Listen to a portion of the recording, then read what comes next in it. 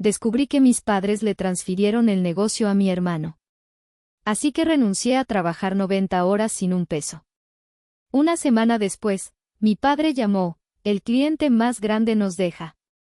Respondí, que lo arregle el heredero. Mi nombre es Amparo y tengo 34 años.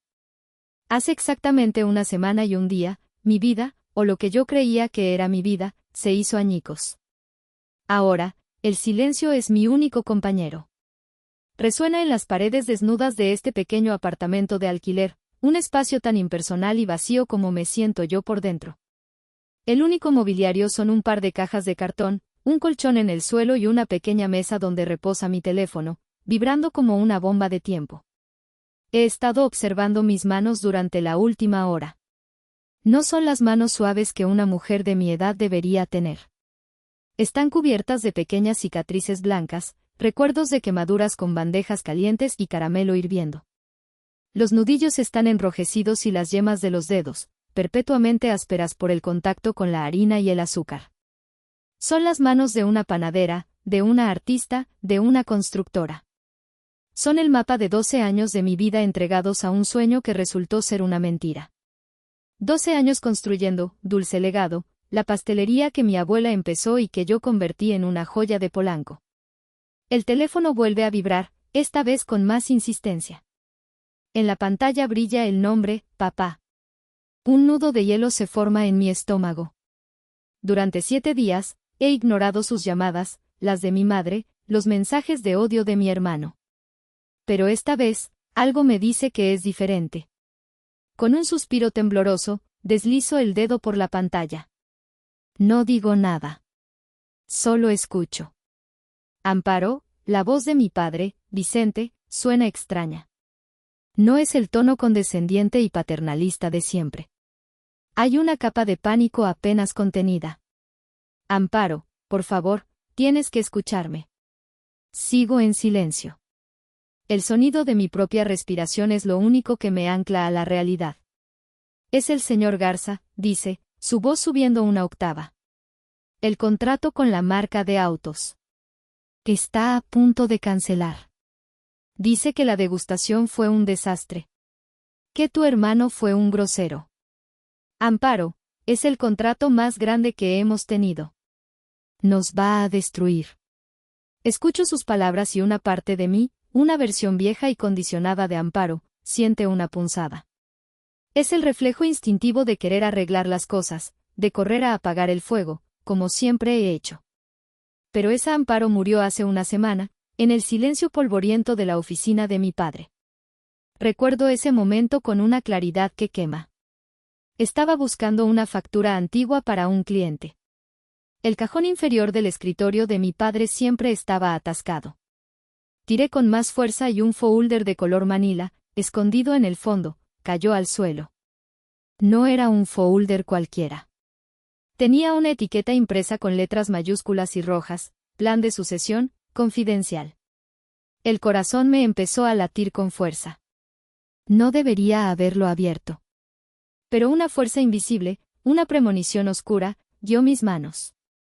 Lo que leí en esas páginas me robó el aliento. Era un documento legal, redactado por un notario, fechado hacía 6 meses. Transfería el 100% de las acciones de Dulce Legado S.A.D.C.B. a un único beneficiario, mi hermano, Braulio. Mi nombre no aparecía en ninguna parte. Ni una mención. Ni un agradecimiento. 12 años de mi vida, de llegar antes del amanecer y salir mucho después de la medianoche, de sacrificar amistades, relaciones y mi propia juventud, borrados con la firma de mis padres en un papel. No era una empleada. No era una socia. Era un fantasma. Ahora, al teléfono, la voz de mi padre se quiebra en un ruego desesperado. Amparo, por favor. Tienes que volver. Habla con Garza. Tú eres la única que puede solucionarlo. Cierro los ojos, y la imagen de ese documento notariado se quema en mis párpados. Dejo que el silencio se alargue, un silencio pesado, cargado con el peso de 12 años de injusticia. Finalmente, abro la boca y las palabras salen, no con rabia, sino con un frío que nunca antes había sentido en mi propia voz. Que lo arregle el heredero. Y antes de que pueda responder, cuelgo. El silencio regresa al apartamento, pero esta vez, se siente diferente. Ya no es un vacío. Es el principio de algo nuevo. Es el sonido de mis cadenas rompiéndose. El teléfono queda en silencio sobre la mesa, pero mi mente es un torbellino. Cada palabra de pánico de mi padre es una llave que abre una puerta en mi memoria, una galería de agravios que he mantenido cerrada bajo llave durante demasiado tiempo. Lo llamo mi museo del dolor, y la primera exhibición es un recuerdo tan vívido que casi puedo saborear la decepción. Fue hace 4 años. Yo tenía 30. Mi vida era la pastelería. Mi obsesión era la perfección. Decidí inscribirme en el Premio Nacional al Joven Pastelero, la competencia más prestigiosa de México. Durante 3 meses, apenas dormí. Experimenté, fallé, volví a intentar. Mi creación fue un pastel llamado Corazón de Oaxaca, una mousse de chocolate oscuro de Chiapas, con un centro líquido de mole negro infusionado con mezcal y un crujiente de chapulines caramelizados. Era audaz, era arriesgado, era un tributo a mis raíces. Y gané. Recuerdo el momento en que anunciaron mi nombre. Las luces, los aplausos, el peso del trofeo en mis manos. Pero lo más importante era el premio, un curso de perfeccionamiento de 2 semanas en la École Le Notre, en París. París. La meca de la pastelería. Era el sueño de mi vida. Ya me imaginaba aprendiendo los secretos del macarón, perfeccionando mi técnica con el hojaldre, caminando por las calles y absorbiendo inspiración en cada escaparate. Llegué a casa esa noche, flotando en una nube de euforia. Les mostré a mis padres el trofeo, el folleto brillante de la escuela en París. Mi padre me felicitó con una palmada en la espalda. Mi madre, Elodia, sonrió, pero había algo en su mirada que no supe descifrar. La conversación ocurrió 2 días después, en la cocina de la casa familiar. Amparo, cariño, empezó mi madre, con ese tono suave y meloso que siempre usaba antes de pedir un sacrificio. Hemos estado pensando en lo de París. Es una oportunidad maravillosa. Lo sé, mamá. No puedo creerlo. Ya estoy buscando los vuelos, respondí, mientras sacaba un cuaderno para empezar a planificar. Ella puso su mano sobre la mía. Es una oportunidad maravillosa, para el negocio. Y creemos que quien más podría aprovecharla es tu hermano. Me quedé helada. ¿Braulio? Pero, yo gané el premio. Él ni siquiera sabe la diferencia entre un merengue francés y uno italiano. No seas así, hija, me reprendió suavemente. Tú ya eres una experta. Tu talento es innato, es un don de tu abuela. Pero Braulio, él necesita esto. Necesita ver el mundo, empaparse de las nuevas tendencias, hacer contactos. Él tiene la visión para el marketing, para hacer crecer la marca. Imagínalo, volviendo de París con ideas frescas para expandir Dulce Legado. Sería una inversión en nuestro futuro. Cada palabra era una vuelta de tuerca. Mi talento era un don, algo que no me había costado esfuerzo, mientras que la ignorancia de Braulio era una necesidad que debía ser satisfecha.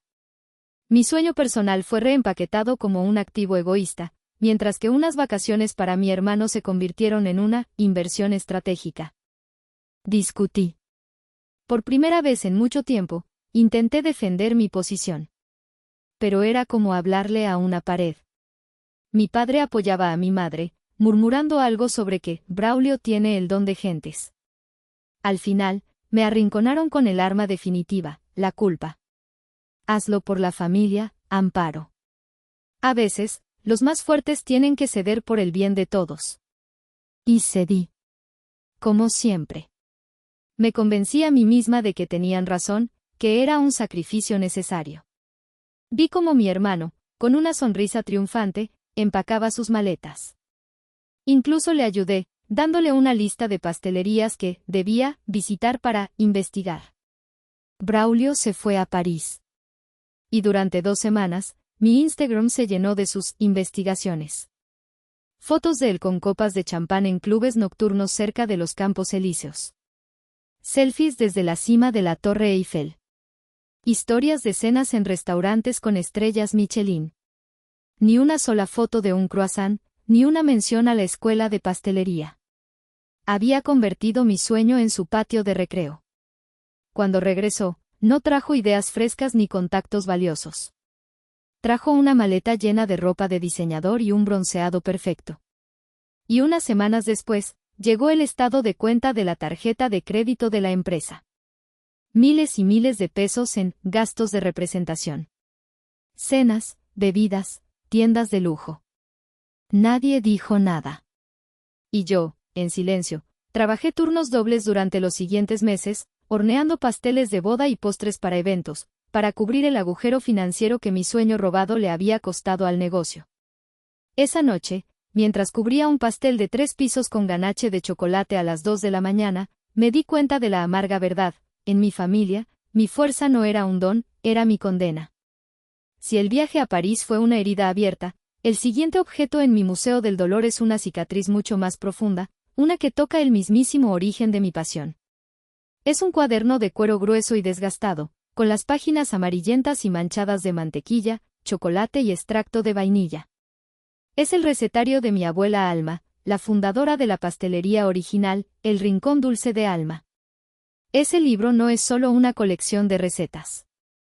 Es un diario, un grimorio, el alma de mi abuela impresa en papel. Cada página cuenta una historia. Junto a la receta de su famoso pastel de 3 leches, hay una anotación con su caligrafía elegante: para el bautizo de Vicentito. Que su vida sea siempre tan dulce como este pastel. Al lado de los polvorones de boda, escribió: nunca uses manteca barata. El amor, como la repostería, necesita los mejores ingredientes. Crecí en sus faldas, en la pequeña cocina detrás de la tienda original. Ella me enseñó a respetar la levadura, a escuchar el susurro de la harina al ser tamizada, a entender que la paciencia era el ingrediente secreto más importante. No estás haciendo pasteles, Amparito, me decía, mientras sus manos guiaban las mías para amasar. Estás creando pequeños momentos de felicidad. Cuando enfermó, pasé cada momento libre a su lado. El olor a antiséptico del hospital se mezclaba con el aroma a canela que parecía emanar de su piel. Un día, una semana antes de morir, me pidió que le trajera su tesoro. Sabía exactamente a qué se refería. Le llevé el recetario. Sus manos, ahora frágiles y delgadas, acariciaron la cubierta de cuero. Lo abrió y me miró con una claridad que la enfermedad no había podido arrebatarle. Esto no es un objeto, Amparo. Es una responsabilidad, me dijo en un susurro. Hay mucho amor entre estas páginas. No se lo des a cualquiera. Luego, puso el libro en mis manos. El corazón de la pastelería te lo entrego a ti, a la única que tiene mis manos y mi alma de repostera. Néstor, el maestro panadero que había trabajado con mi abuela durante décadas, estaba allí. Vio el traspaso. Vio la solemnidad en los ojos de mi abuela y las lágrimas en los míos. Fue un momento sagrado, un juramento silencioso.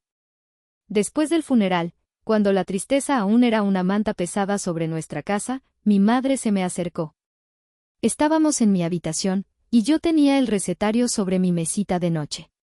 Amparo, creo que deberías darme el libro de tu abuela, dijo, sin preámbulos. La miré, confundida. ¿Por qué? La abuela me lo dio a mí. Es un tesoro familiar, no algo personal, replicó, su tono endureciéndose. Debe guardarse en un lugar seguro, como la caja fuerte de la familia. No en el cuarto de una jovencita donde podría estropearse. Sentí un escalofrío. Entendí inmediatamente su intención. Guardarlo en un lugar seguro significaba quitármelo a mí para, eventualmente, dárselo a Braulio, el heredero varón. Era una forma de despojarme de la bendición de mi abuela, de reescribir la historia. Por primera vez, sentí una oleada de rebeldía. Abracé el libro contra mi pecho. No, dije, mi voz temblando pero firme. La abuela me lo confió a mí. Su alma está aquí, y yo la voy a proteger. Mi madre me miró con una frialdad que me heló los huesos. ¡Qué egoísta eres! Siempre pensando en ti misma. Se dio la vuelta y salió de la habitación, dejándome con un silencio denso y hostil. Esa fue la primera batalla. Y aunque la gané, me costó caro. Durante meses, mi madre me trató con una distancia gélida. Cada vez que me veía con el libro, fruncía los labios con desaprobación. No entendía que yo no estaba protegiendo un objeto, estaba defendiendo la última voluntad de la mujer que me enseñó a transformar la harina y el azúcar en felicidad. Estaba protegiendo mi propia identidad. La tercera parada en este recorrido melancólico es más ruidosa, huele a aceite quemado y a frustración. Es una vieja camioneta de reparto, una Ford Transit blanca del año de la pera que se caía a pedazos. Era nuestro único vehículo de trabajo, el caballo de batalla que llevaba mis creaciones por toda la Ciudad de México. Y yo era, la mayoría de las veces, su única jinete.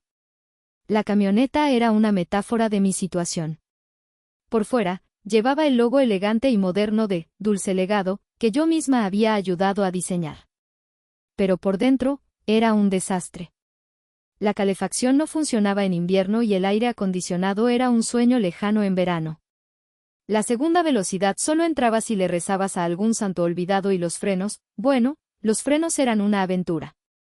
Hace unos 2 años, la situación se volvió insostenible. La camioneta me dejó tirada 3 veces en un solo mes. Una de esas veces fue en medio del periférico, a las 5 de la tarde, con un pastel de bodas de 5 pisos en la parte de atrás. El pánico que sentí mientras los coches me pasaban zumbando y el sol empezaba a derretir la delicada decoración de crema de mantequilla es algo que no olvidaré jamás. Esa noche llegué a casa, exhausta y al borde de las lágrimas. Les dije a mis padres que no podíamos seguir así, que era peligroso y poco profesional. Necesitamos invertir en una camioneta nueva. Los beneficios de los últimos meses lo permiten. Es una necesidad urgente para el negocio. Mi padre asintió, preocupado. Tienes razón, hija. Lo veremos. Una semana después, durante la cena, mi hermano Braulio hizo su propio anuncio. Llevaba meses quejándose de su coche, un sedán perfectamente funcional. Necesito un coche nuevo, declaró, como si estuviera anunciando el descubrimiento de la penicilina. Algo con más presencia. Para él, networking, ¿saben? Si voy a reunirme con clientes importantes, no puedo llegar en cualquier cosa. La imagen lo es todo. Mis padres intercambiaron una mirada. Yo puse los ojos en blanco, esperando que le dijeran lo que era obvio, que la camioneta de reparto era la prioridad. Me equivoqué. 2 semanas después, un flamante BMW Coupé de color negro brillante apareció aparcado frente a la casa. Braulio tiró las llaves sobre la mesa del comedor con aire de suficiencia. Para mis reuniones, dijo con una sonrisa. Me quedé boquiabierta. ¿Y la camioneta?, pregunté, mi voz apenas un susurro. Mi padre se encogió de hombros, sin poder mirarme a los ojos. Esto también es una inversión en el negocio, Amparo. La imagen, como dice tu hermano. Un hombre debe tener un coche decente para que lo tomen en serio, añadió mi madre, como si eso lo explicara todo. Su lógica era aplastante, la herramienta de trabajo esencial que yo necesitaba era un gasto, pero el juguete de lujo de mi hermano era una inversión. El golpe final llegó un mes después. Una tarde de julio, el cielo se abrió en una de esas tormentas torrenciales típicas de la ciudad.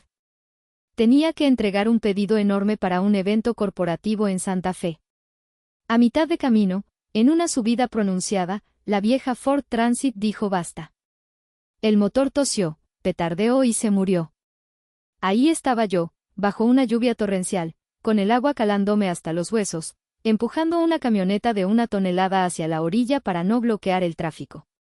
Los coches pasaban, algunos tocando el claxon con impaciencia, otros salpicándome con agua sucia. Me sentí completamente sola, humillada y furiosa.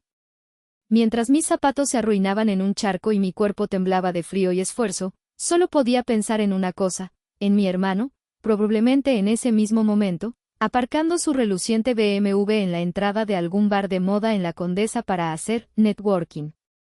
En ese momento, bajo la lluvia, entendí que en mi familia, no importaba cuánto empujara yo, siempre habría alguien con un motor más potente al que le despejarían el camino. El recuerdo de la lluvia y la humillación se desvanece, dejándome de nuevo en el presente, en la noche en que mi mundo se derrumbó. Sostengo los papeles del plan de sucesión en mi mano.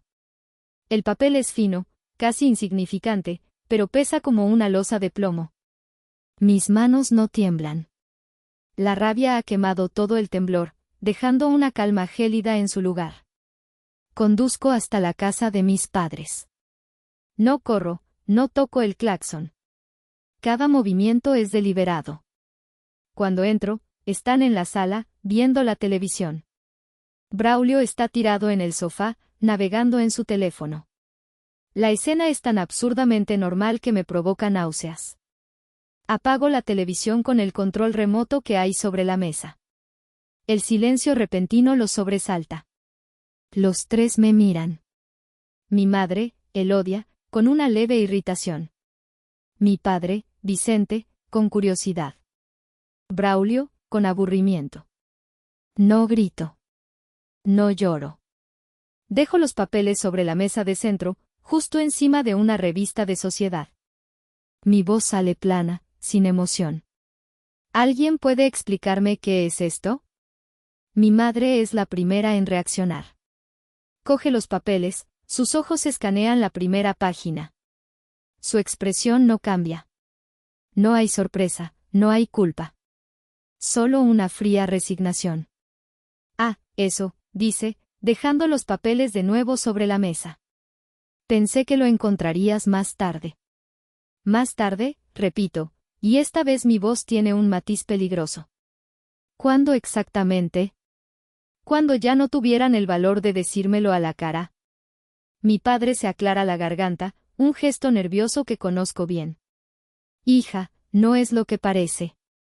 No es lo que parece, lo interrumpo, mi calma empezando a resquebrajarse.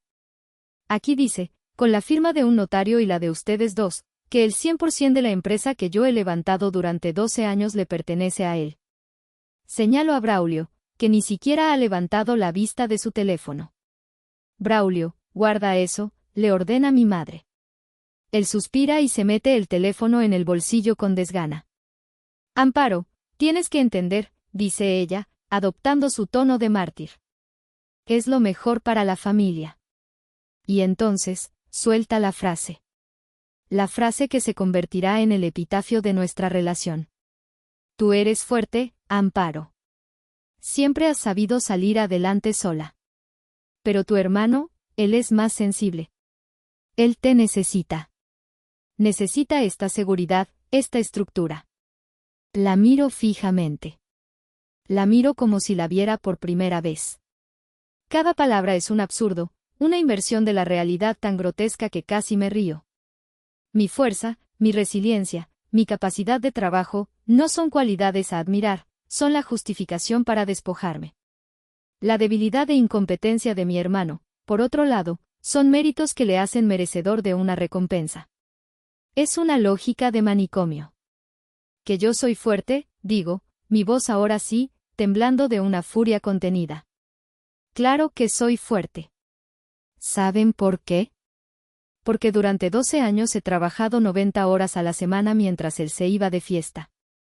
Soy fuerte porque he negociado con proveedores a las 6 de la mañana. Porque he calmado a clientes furiosos a las 11 de la noche. Porque he desarrollado cada receta que nos ha hecho famosos. Porque he limpiado los hornos, he hecho el inventario, he pagado las nóminas. Porque he cargado esta empresa sobre mi espalda mientras ustedes miraban para otro lado y le compraban coches de lujo. Mi voz resuena en la sala. Braulio finalmente me mira, con una mueca de desprecio. Ay, ya va a empezar el drama. Siempre la víctima. Tu hermana tiene un punto, Braulio, dice mi padre débilmente. Luego se vuelve hacia mí. Pero tienes que ver la visión a largo plazo, hija. Braulio tiene ideas modernas, de marketing, de expansión. ¿Ideas? Exploto. Sus únicas ideas han sido cómo gastar el dinero que yo genero. ¿Dónde estaban sus ideas modernas cuando la camioneta se descompuso con un pastel de bodas adentro?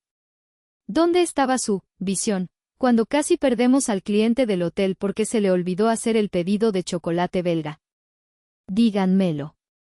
El silencio es su única respuesta. Una pared de silencio. No hay disculpas. No hay remordimiento. Solo la convicción inquebrantable de que han hecho lo correcto. Y en ese silencio, lo entiendo todo. No importa lo que haga, lo que logre, lo que sacrifique.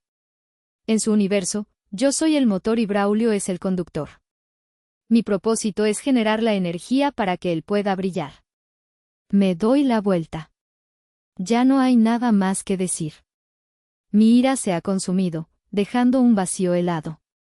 Mientras camino hacia la puerta, escucho la voz de mi madre a mi espalda. Amparo, no seas dramática. Hablaremos de esto mañana, cuando estés más calmada. No me detengo. No me giro. Abro la puerta y salgo a la noche, cerrándola suavemente detrás de mí. No con un portazo. El final de mi vida anterior no merecía un sonido tan vulgar. Merecía el silencio de una tumba. Esa noche no dormí. Me senté en la oscuridad de mi pequeño apartamento, pero ya no me sentía vacío. Estaba lleno de los fantasmas de los últimos 12 años, cada uno susurrando la misma palabra, basta. La rabia inicial había dado paso a una claridad extraña y dolorosa.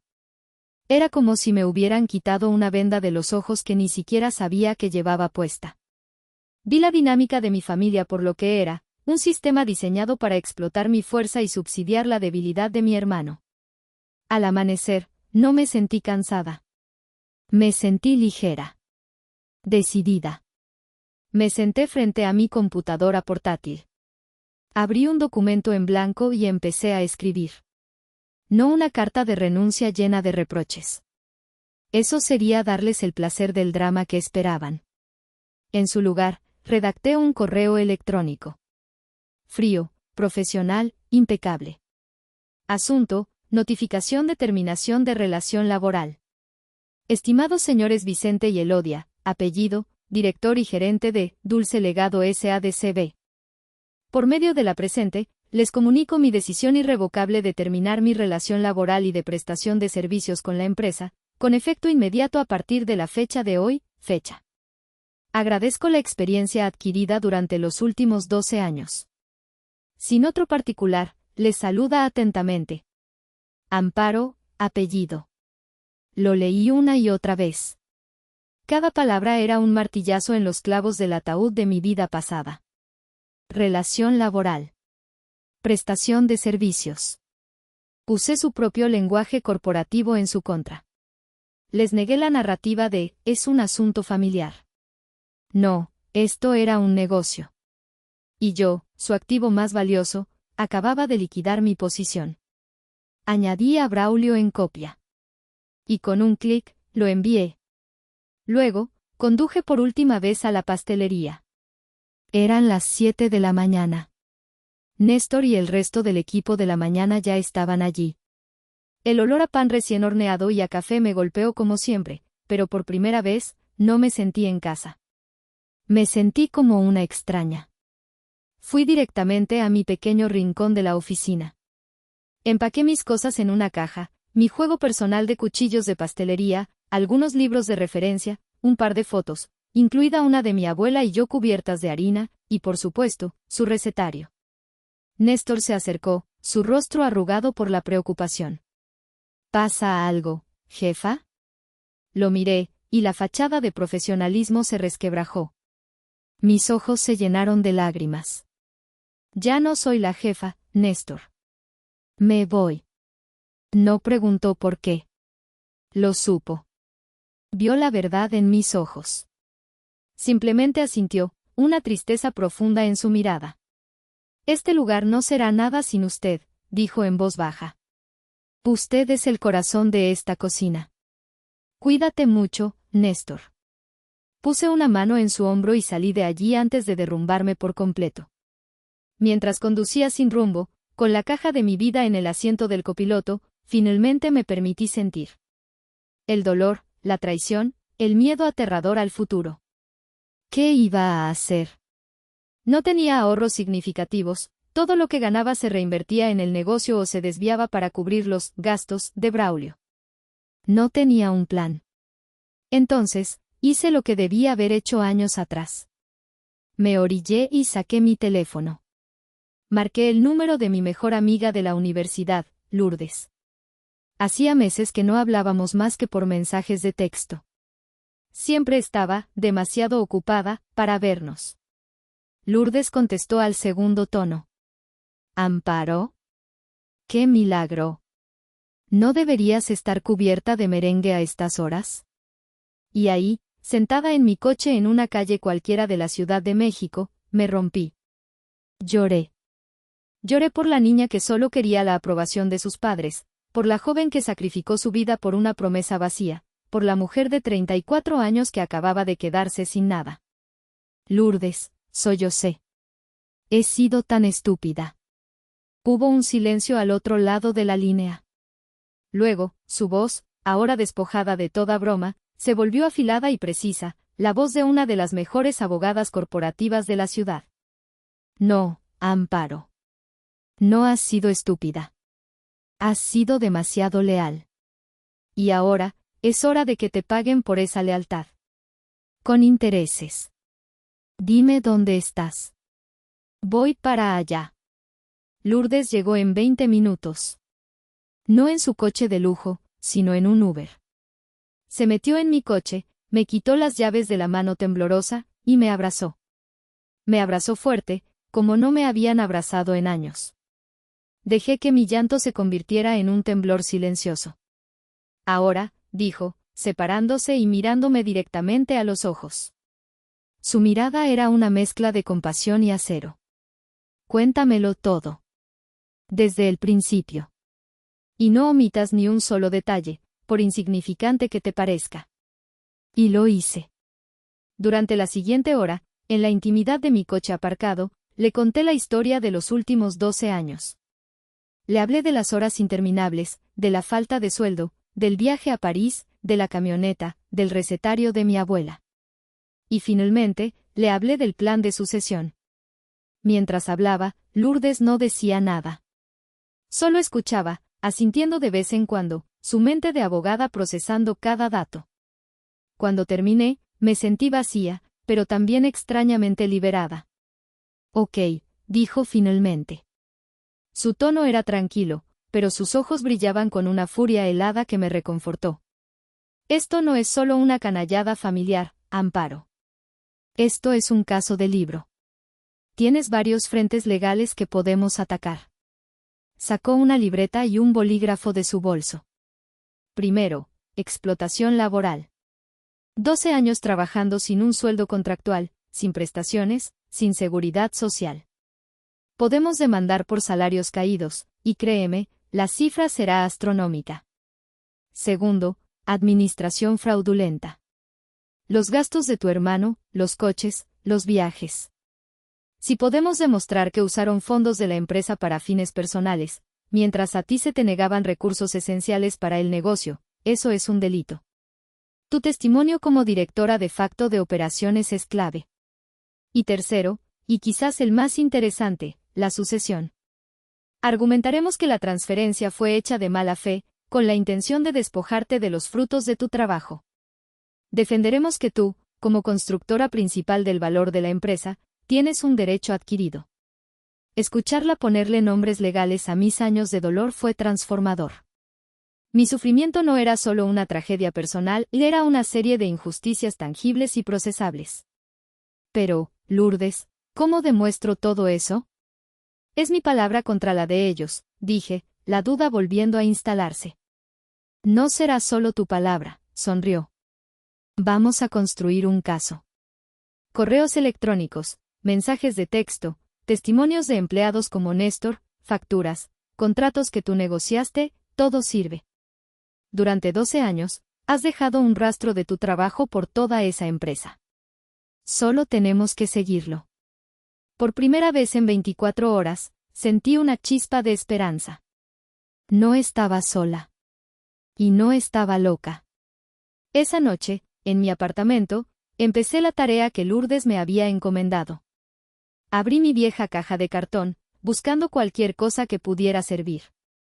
Y entonces, mis ojos se posaron en el recetario de mi abuela. Lo tomé, más como un consuelo que como una pieza de evidencia. Lo abracé contra mi pecho, deseando poder pedirle un consejo. Mientras pasaba las páginas, sintiendo el papel gastado bajo mis dedos, algo se deslizó desde la contraportada interior. Era un sobre delgado y amarillento. Mi corazón dio un vuelco. Nunca lo había visto antes. Con manos temblorosas, lo abrí. Dentro había una sola hoja de papel, doblada en 4. Era una carta, escrita con la inconfundible y elegante caligrafía de mi abuela Alma. Mi querida Amparito. Si estás leyendo esto, es porque las cosas quizás no han salido como yo esperaba, y tu corazón está pesado. Escribo esto porque conozco a mi hijo, tu padre, y conozco la debilidad que tiene por tu hermano. Y quiero que tengas esto, no como un arma, sino como un escudo. Quiero que quede claro, más allá de cualquier documento legal que los hombres puedan firmar, cuál era mi voluntad. Esta pastelería, mi dulce legado, no es un pedazo de ladrillo y mortero que se hereda por sangre. Es un ser vivo, hecho de pasión y trabajo duro. Su herencia no le pertenece a quien lleva mi apellido, sino a quien lleva mi espíritu. Este negocio es para la persona que ponga su corazón en él, no para quien simplemente extienda la mano para recibirlo. El legado de mi vida es para ti, Amparo, mi nieta, la única que heredó mis manos y mi alma de repostera. Si tu familia ha decidido ignorar esto, entonces no han traicionado mi voluntad, se han traicionado a sí mismos. Usa tu don. Construye tu propia felicidad. Y nunca, nunca dejes que nadie te diga que tu trabajo no tiene valor. Con todo mi amor, tu abuela, Alma. Las lágrimas corrían por mis mejillas, pero no eran de tristeza. Eran lágrimas de validación, de amor, de una fuerza que venía de más allá de la tumba. Lourdes se equivocaba en una cosa. Yo no estaba sola. Tenía a la mejor aliada de todas. Y ahora, mi lucha no era solo por justicia. Era por honor. El honor de un legado que me habían intentado arrebatar, pero que, en realidad, siempre había llevado dentro de mí. La carta de mi abuela se convirtió en mi ancla. Los días siguientes se transformaron en una misión. Lourdes me dio una lista de tareas, y me aferré a ella como a una balsa en medio de la tormenta. Mi apartamento se convirtió en un cuarto de guerra. La pequeña mesa estaba cubierta de papeles, estados de cuenta y notas adhesivas de colores. Mi primera llamada fue a Néstor. Cuando le conté el plan, su lealtad fue inmediata e incondicional. Lo que necesite, jefa, dijo con su voz grave. Ya era hora de que alguien pusiera a ese niño mimado en su lugar. Nos reunimos en una cafetería discreta. Néstor se convirtió en mi historiador, en el guardián de la memoria del taller. Me contó anécdotas que yo había olvidado o nunca había sabido. ¿Se acuerda de la vez que Braulio insistió en comprar esa harina barata de un proveedor nuevo para ahorrar costos? Me recordó. Tuvimos que tirar 300 croissants porque no subían. Usted se quedó toda la noche, sola, rehaciendo el pedido para la mañana siguiente. Yo me quedé con usted, sin que lo supiera, desde lejos, por si necesitaba algo. Recordé esa noche. La sensación de fracaso, el agotamiento hasta los huesos. Pero nunca supe que él había estado allí, velando por mí en silencio. Néstor también me proporcionó nombres. Nombres de otros empleados que habían sido testigos de la incompetencia de Braulio y de mi dedicación. Nombres de proveedores con los que yo había construido relaciones de confianza durante años. Cada nombre era un posible testigo, un ladrillo más en el muro de nuestro caso. Mientras tanto, yo me sumergí en el mundo digital de mi pasado. Revisé 12 años de correos electrónicos. Fue un viaje arqueológico a través de mi propia vida. Encontré los hilos de conversaciones donde desarrollaba nuevos productos, los correos donde negociaba precios de materias primas, los mensajes de felicitación de clientes satisfechos dirigidos específicamente a mí, Amparo, el pastel fue la estrella del evento. Amparo, tu creatividad no tiene límites. Imprimí cada uno de ellos. Luego vino la parte más dolorosa, los registros financieros. Con la ayuda de Lourdes, que conocía los vericuetos legales, solicité a través de un requerimiento preliminar acceso a los estados de cuenta de la empresa de los últimos 5 años. Lo que encontramos fue peor de lo que imaginaba. No eran solo los viajes y los coches. Eran miles y miles de pesos cada mes en restaurantes de lujo, tiendas de ropa, gadgets tecnológicos, incluso la membresía de un club de golf, todo meticulosamente etiquetado como gastos de representación o desarrollo de negocio. Braulio no solo había estado viviendo del negocio, lo había estado desangrando lentamente. Esto es oro, Amparo, me dijo Lourdes, sus ojos brillando mientras señalaba un cargo de 50,000 pesos en una joyería de lujo. A menos que me digas que intentaba cerrar un trato con un cliente vendiéndole un reloj de oro, esto es malversación de fondos. Cada recibo era una pequeña traición. Recordaba las veces que había tenido que hacer malabares para pagar a los proveedores, las veces que pospuse la compra de un nuevo horno porque no había presupuesto. Y todo el tiempo, el dinero se estaba fugando por un agujero negro de egoísmo y codicia. No fue un proceso fácil. Cada papel que encontraba era un recordatorio de mi ceguera voluntaria. ¿Cómo no me di cuenta? ¿Cómo pude ser tan ingenua? No eras ingenua, Amparo, me dijo Lourdes una noche, al verme al borde del colapso sobre una pila de facturas. Tú estabas ocupada trabajando. Confiabas en tu familia. Eso no te hace tonta. Te hace humana. Ellos son los que rompieron esa confianza, no tú. Sus palabras me ayudaron a seguir adelante. Lentamente, la narrativa cambió en mi cabeza. Ya no me veía como una víctima tonta. Empecé a verme como una superviviente que estaba, pieza por pieza, recogiendo las pruebas de la batalla que había librado sola durante 12 años. Y esta vez, no iba a luchar sola. Una semana después de mi renuncia, mientras estaba en medio del caos de papeles y recuerdos, sonó mi teléfono personal.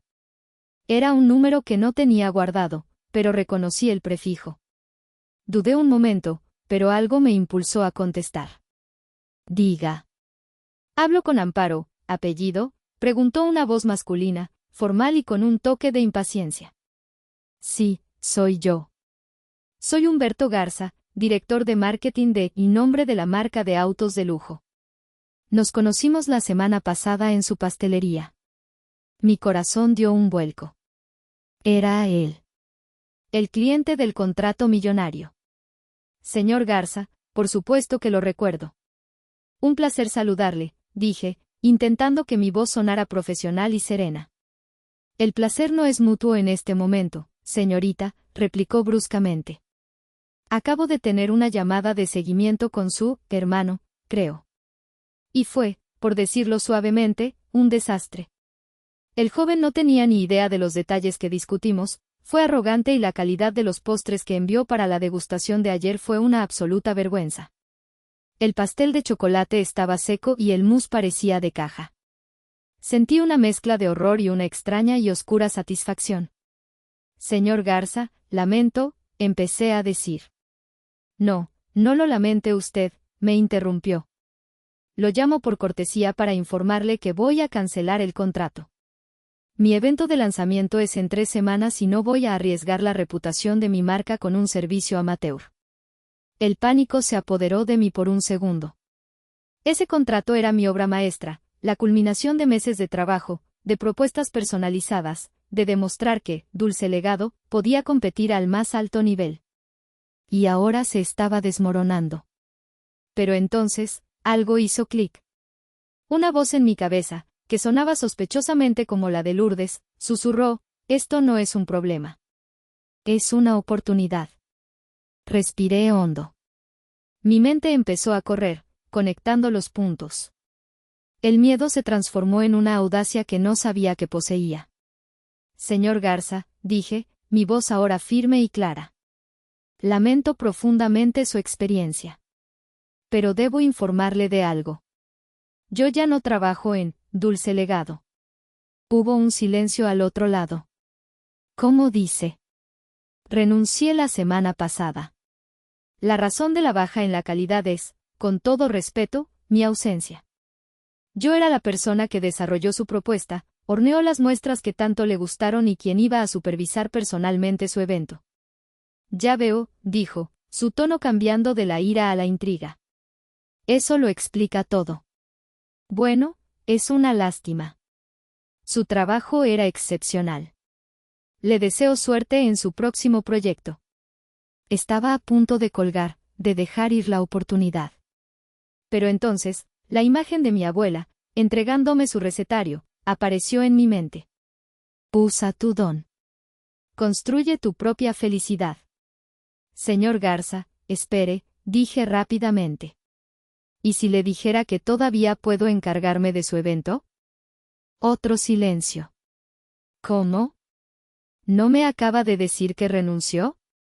Fue el momento de la verdad. El momento de saltar al vacío. Así es. Pero he pasado la última semana haciendo algo más que recopilar papeles. Con la ayuda de mi abogada, he registrado mi propia empresa. Se llama Repostería Amparo. Es pequeña, de momento solo soy yo. Pero tengo acceso a una cocina profesional por horas y tengo lo más importante, la receta, la técnica y el compromiso que usted conoció. Mi corazón latía con tanta fuerza que estaba segura de que podía oírlo a través del teléfono. Estaba improvisando, construyendo el avión mientras caía. Le propongo algo, continué, la confianza creciendo con cada palabra. Permítame enviarle mañana una nueva caja de degustación, sin costo alguno. Horneada por mí, bajo mi nueva marca. Si no es la calidad que usted recuerda y espera, no volveré a molestarlo. Pero si lo es, déjeme presentarle una nueva propuesta. Personalmente, creo que puedo incluso mejorar la anterior. Hubo un largo silencio en la línea. Podía oírlo pensar. Cada segundo se sentía como una hora. Finalmente, soltó una carcajada seca. Señorita Amparo, tiene usted más agallas que todo mi equipo de ventas junto. Muy bien. Tiene mi atención. Envíe esa caja. Pero le advierto, mi paladar es implacable. No esperaría menos, señor Garza, respondí, una sonrisa formándose en mi rostro por primera vez en una semana. Cuando colgué, me temblaban las piernas, pero no de miedo. Era adrenalina. Era la emoción de la batalla. Había perdido una empresa, pero en esa llamada, acababa de poner la primera piedra de mi propio imperio. La caja de degustación que le envié a Humberto Garza no era solo una colección de postres. Era una declaración de intenciones. Cada pieza era perfecta. Pasé toda la noche horneando en la cocina industrial que había alquilado. Néstor vino a ayudarme, sin que se lo pidiera, trabajando a mi lado en un silencio cómplice y eficiente. La respuesta de Garza fue un correo electrónico de 2 palabras, propuesta. Urgente. 2 semanas después, armada con un contrato recién firmado con Garza y un expediente del tamaño de una enciclopedia sobre los desmanes de mi familia, me senté en la sala de juntas de la oficina de Lourdes. El aire era denso y frío. Al otro lado de la mesa de caoba pulida estaban mis padres y Braulio. Por primera vez, no estaban en su territorio, no tenían el control.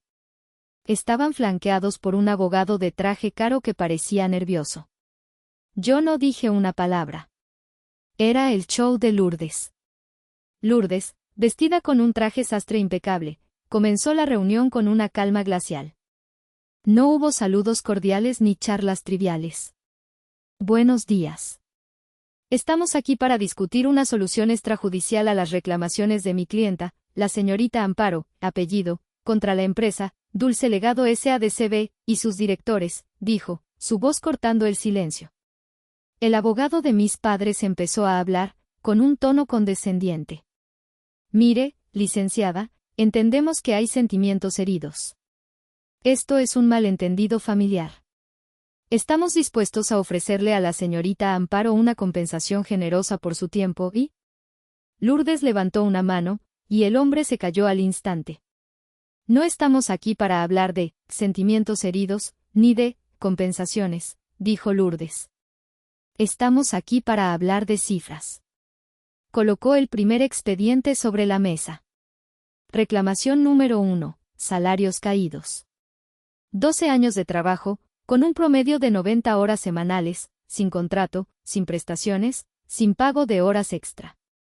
Hemos calculado el monto adeudado basándonos en el salario de mercado para un chef pastelero ejecutivo en Polanco. La cifra, incluyendo intereses y penalizaciones, asciende a... Dijo un número de 7 cifras que hizo que mi padre se pusiera pálido. Luego, sacó el segundo expediente. Reclamación número 2. Administración fraudulenta.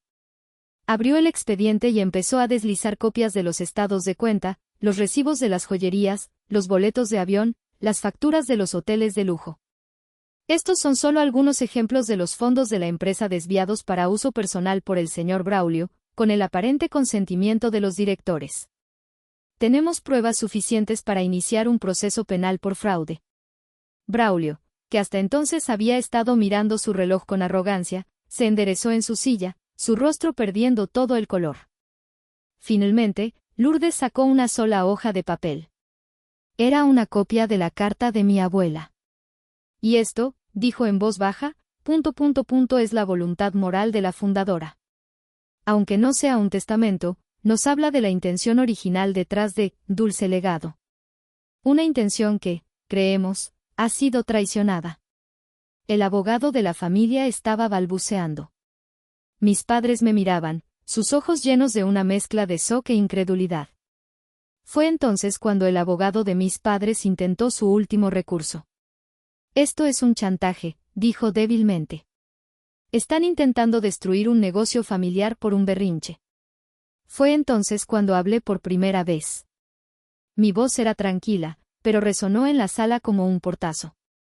Se equivoca, dije, mirando directamente a mi padre. El negocio ya está destruido. O al menos, su activo más importante ya no está disponible. Me incliné hacia adelante. Por cierto, el contrato con el señor Garza y su marca de autos, ahora es mío. Firmamos ayer. Mi nueva empresa se encargará del evento. Supongo que eso deja, Dulce Legado, con un considerable agujero en sus proyecciones para el próximo trimestre, ¿no es así? El silencio que siguió fue absoluto. La cara de mi padre se descompuso. La de mi madre se llenó de lágrimas de rabia. La de Braulio era una máscara de puro pánico. En ese momento, el poder había cambiado de manos. Ya no era su empleada, su mula de carga, su hija invisible. Era su mayor acreedora. Y era su competencia. La reunión terminó sin un acuerdo, pero la guerra ya estaba ganada. Salimos de esa oficina dejando atrás a una familia rota y a un abogado que sudaba frío. La estrategia de Lourdes había sido perfecta, presentar una fuerza tan abrumadora que la única opción lógica para ellos era la rendición. Esa misma noche, comenzaron las llamadas. Primero fue Braulio. No llamó para disculparse ni para negociar. Llamó para gritar.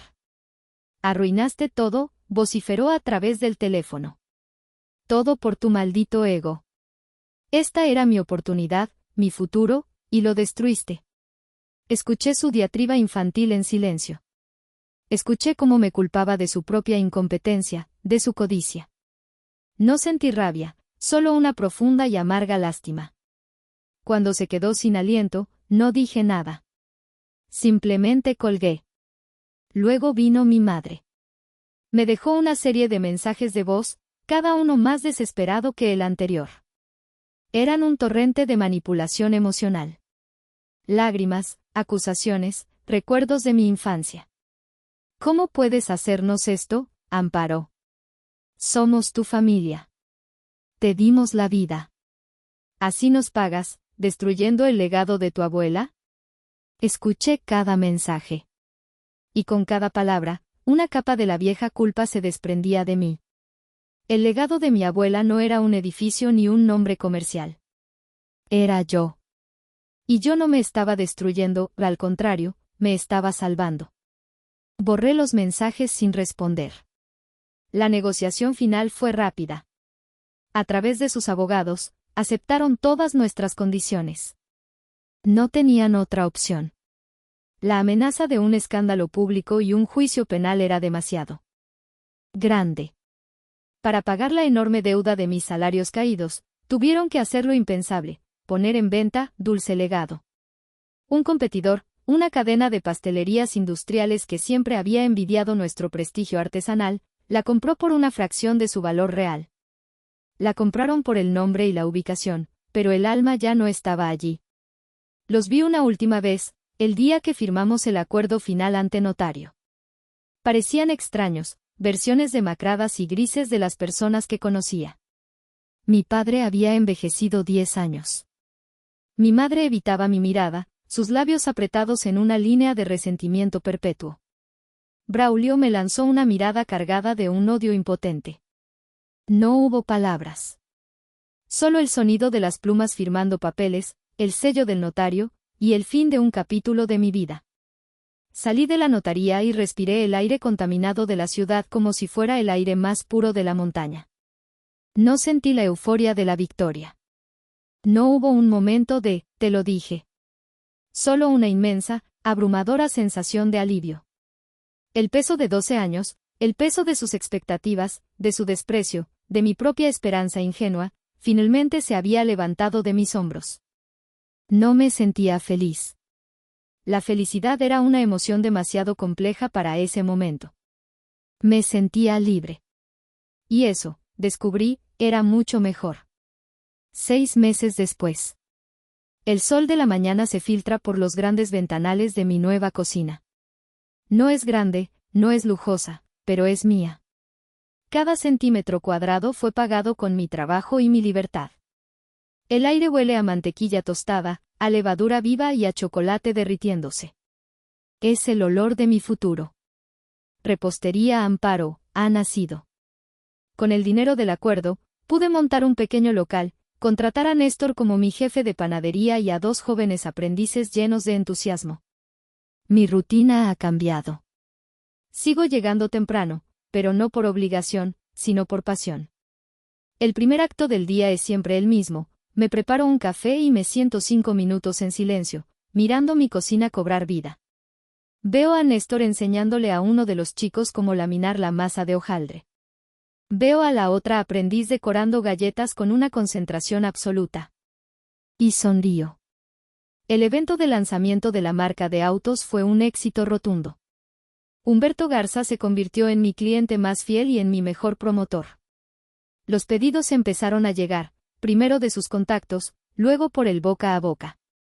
Pequeños eventos, pasteles de cumpleaños, pedidos de empresas que buscaban algo especial. Estamos creciendo, de forma orgánica y sostenible. Pero lo más importante es que el ambiente es diferente. Aquí no hay tensión, no hay resentimiento. Hay colaboración, respeto y una alegría compartida por crear algo hermoso. Hace una semana, hice mi primera nómina. Me senté sola en mi pequeña oficina y escribí los cheques. El de Néstor, el de los aprendices. Y finalmente, el mío.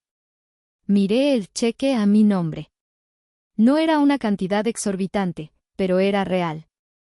Era el primer sueldo que recibía en más de una década. Y mientras firmaba mi propio nombre en la línea del pagador, las lágrimas volvieron a mis ojos. Pero esta vez, eran lágrimas de orgullo. Un día, una mujer entró en la tienda. Parecía familiar. Miró los pasteles en la vitrina, y sus ojos se iluminaron. Amparo, exclamó. Sabía que eras tú. Nadie más en esta ciudad hace un corazón de Oaxaca, como el tuyo. Te he estado buscando desde que, Dulce Legado, cambió. Era una clienta antigua, una de mis favoritas. Su reconocimiento, su lealtad, significó más para mí que cualquier contrato millonario. Porque no buscaba un nombre o una marca. Buscaba el alma detrás del postre. Y la había encontrado. Mi vida no es perfecta. Hay cicatrices. La relación con mis padres y mi hermano está rota, quizás irreparablemente. No hemos hablado desde la firma del acuerdo. A veces, en las noches más solitarias, el dolor de esa pérdida reaparece, como un miembro fantasma. Me pregunto si alguna vez sanará. Pero luego, a la mañana siguiente, entro en mi cocina. Cojo el recetario de mi abuela, ahora expuesto con orgullo en un atril en mi oficina. Paso una página y el aroma a vainilla y a historia me llena de fuerza. Estoy construyendo algo nuevo sobre los cimientos de su amor, no sobre las ruinas de la traición de mi familia. Estoy continuando su verdadero legado. Y a veces, mientras decoro un pastel, me pregunto si debería ser yo quien diera el primer paso para una reconciliación. Si una familia, por muy tóxica que haya sido, merece una segunda oportunidad. ¿Ustedes qué piensan? ¿Hice lo correcto?